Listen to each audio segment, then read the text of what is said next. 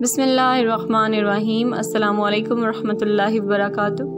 میرے چینل فتح اسلام میں آپ کو خوش آمدید کہتی ہوں۔ شجر غرقد کے کئی نام ہیں جن میں شجر یہود، گونگا درخت یا یہود کا پاسبان درخت وغیرہ عام ہیں۔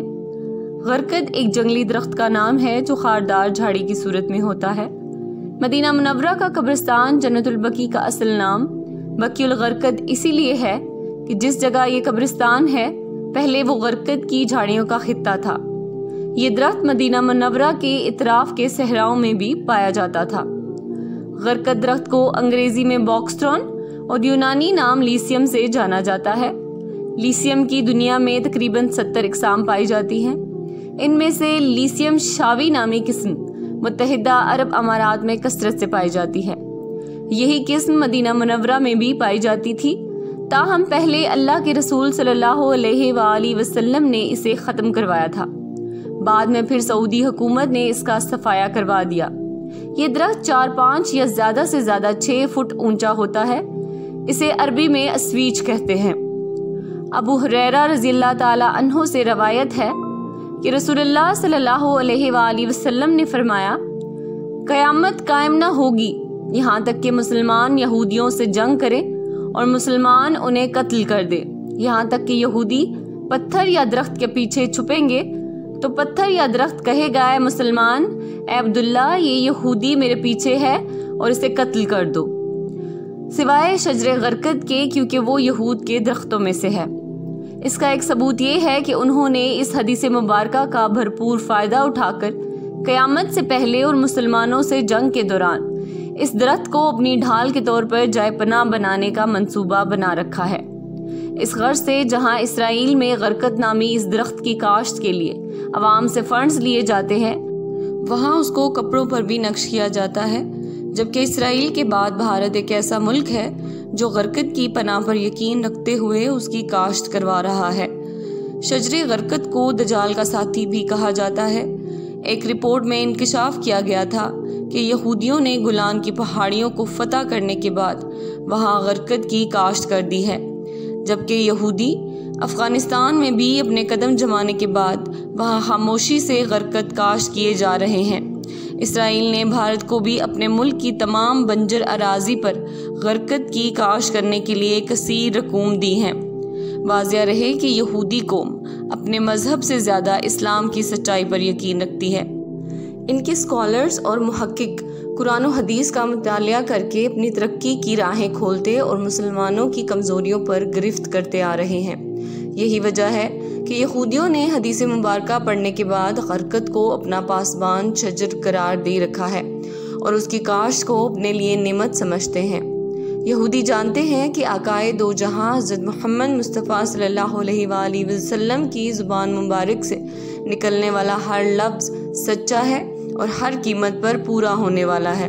چنانچہ یہودی اس حدیث کی روشنی میں غرقد کی کاشت میں لگے ہوئے ہیں تاکہ مسلمانوں سے جنگ کے دوران جب اس زمین کی ہر چیز پکار پکار کر کہے گی کہ اے مسلمانوں، میرے پیچھے ایک یہودی چھپا ہوا ہے، اسے قتل کر دو، تو اس وقت یہی درخت گونگا بن کر اس چھپے ہوئے یہودی کی پناہ گاہ بن جائے گا۔ یہودی جانتے ہیں ایسا ہی ہوگا۔ اسرائیلی حکومت پچھلے 40 سالوں سے غرقد کی شجرکاری میں مصروف ہے۔ ایک اندازے کے مطابق اسرائیل میں 2010 تک 24 کروڑ غرقد کے درخت لگائے جا چکے ہیں اور اسرائیل میں چلنے والی ٹرینوں کے اطراف تقریباً 30 سے 40 کلومیٹر تک لائن پٹری کے دائیں اور بائیں جانب صرف غرقد ہی لگے ہوئے ہیں تاکہ جب فلسطین کی جانب سے کوئی راکٹ یا بم داغا جائے تو وہ اس سے بچ سکے۔ بھارت نے یہودیوں کو دیکھا دیکھی اور ان سے اپنی دوستی کو اٹوٹ ثابت کرنے کے لیے الغرقد نامی جس درخت کی کاشت شروع کر رکھی ہے، مودی جی کے برسر اقتدار آنے کے بعد یہودیوں کی اعلی کار اور ان کے اشاروں پر ناچنے والی اور ہاں میں ہاں ملانے والی تنظیم RSS بجرنگ دل نے یہودیوں کے تمام کاموں کا ٹھیکہ لے رکھا ہے اور غرقد کی شجرکاری اتنی تیزی سے انجام دی ہے کہ صرف مہاراشٹر میں ہی 5 کروڑ غرقد کے پودے لگانے کا ٹارگٹ پورا کر رہی ہے، جس میں سے 3 کروڑ غرقد لگائے جا چکے ہیں، جبکہ راجستھان میں بھی اتنے ہی غرقد کے پودے لگائے جانے ہیں۔ مقبوضہ فلسطینی علاقے اور اسرائیل میں لیثیم شاوی کی تعداد میں تیزی سے اضافہ ہوا ہے، اور وہ یہی پودا لگا رہے ہیں جسے اللہ کے رسول صلی اللہ علیہ وآلہ وسلم نے جنت البقیع سے تلف کر کے اکھاڑ پھینکا تھا۔ بہرکیف اسرائیل اس وقت پوری دنیا میں اپنے پاسبان درخت غرقد لگانے کے لیے کمر کس چکا ہے، کیونکہ وہ اپنے اعتقادات سے زیادہ اسلام کی سچائی کو مانتا ہے۔ واضح رہے کہ 2008 میں ممبئی میں اسرائیلی سینٹر پر حملہ ہوا تھا، جس میں ایک بھی اسرائیلی سفیر یا سفارتکار ختم نہیں ہوا تھا، کیونکہ انہوں نے اپنے سفارت خانے میں لگے غرقد درخت کے نیچے پناہ لی تھی۔ اس تجربے کے بعد اسرائیل نے تمام سفارت خانوں میں غرقد کے درخت لگا دیے تھے۔ فلسطینی علماء کرام کا کہنا ہے کہ بالخصوص اسرائیل میں بڑے پیمانے پر غرقد لگا کر یہودیوں نے نبی کریم صلی اللہ علیہ وآلہ وسلم کی پیش گوئی کا وقت قریب کر دیا ہے۔ خیبر میں شکست کھانے کے بعد اب تک ان کے پاس نہ کوئی ملک تھا اور نہ ہی فوج، لیکن 20ویں صدی میں انہوں نے پہلی مرتبہ ایک ملک حاصل کیا، جبکہ دجال کا خاتمہ بھی بیت المقدس میں ہونا ہے، اور ممکنہ طور پر وہ یہود سے ہوگا۔ تو ہمیں چاہیے کہ ہم رسول اللہ صلی اللہ علیہ وآلہ وسلم کی پیروی کریں، یہودیوں کی مخالفت کریں، اور ان کی کسی بھی غیر محسوس اور نہ چاہتے ہوئے چیز سے بھی مدد نہ کریں، بلکہ اس سے مکمل پرہیز کریں۔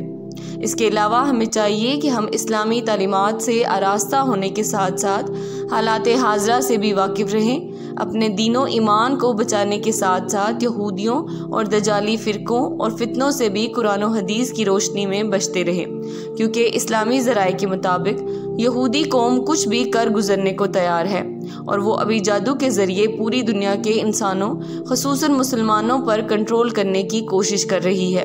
اس کے لیے ہمیں چاہیے کہ حدیث مبارکہ کی روشنی کے مطابق ہمیشہ باوضو رہیں، گھر سے نکلتے وقت آیت الکرسی کے علاوہ جمعے کے روز سورہ کہف پڑھنے کی عادت ڈالیں، حرام مال سے اجتناب کریں، اور علماء حق کی صحبت میں زیادہ سے زیادہ وقت گزار کر اپنے اور اپنے گھر والوں کی حفاظت کریں۔ اللہ سے دعا ہے کہ اللہ ہمیں تمام فتنوں اور شرور سے حفاظت فرمائے اور ہمارا خاتمہ بالخیر کرے۔ آمین یا